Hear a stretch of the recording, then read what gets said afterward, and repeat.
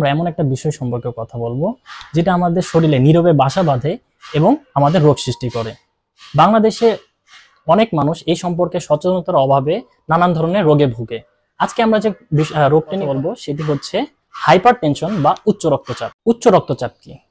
যখন আপনার শরীরে রক্তচাপ ধারাবাহিকভাবে স্বাভাবিকের চেয়ে বেশি হবে তখন আমরা তাকে উচ্চ রক্তচাপ বলি। যখন আমরা রক্তচাপকে মাপি তখন আমরা দুটা জিনিসকে মাপি।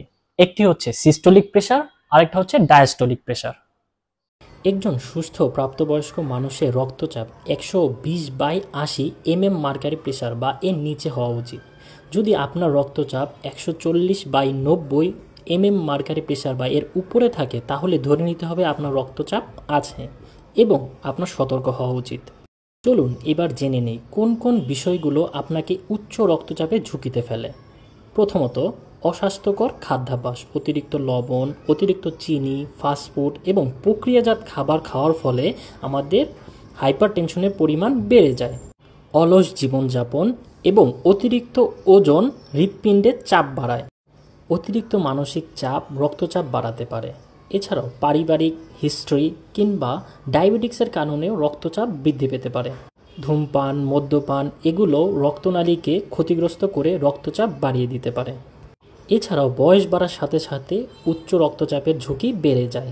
উচ্চ রক্তচাপকে নীরব ঘাতক বলা হয় কারণ বেশিরভাগ সময়ে এর কোনো লক্ষণ থাকে না। আপনি হয়তো দিনের পর দিন উচ্চ রক্তচাপ নিয়ে ঘুরছেন কিন্তু কিছুই বুঝতে পারবেন না। আর যখন লক্ষণ প্রকাশ পায় তখন হয়তো পরিস্থিতি বেশ গুরুতর হয়ে যায়।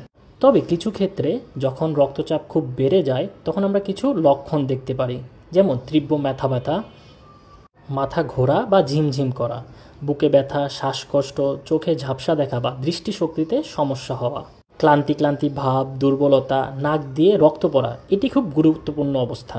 যদি ইত্যাদি লক্ষণগুলো আপনাদের মধ্যে দেখা যায় তখন ডাক্তারের পরামর্শ নেওয়া উচিত।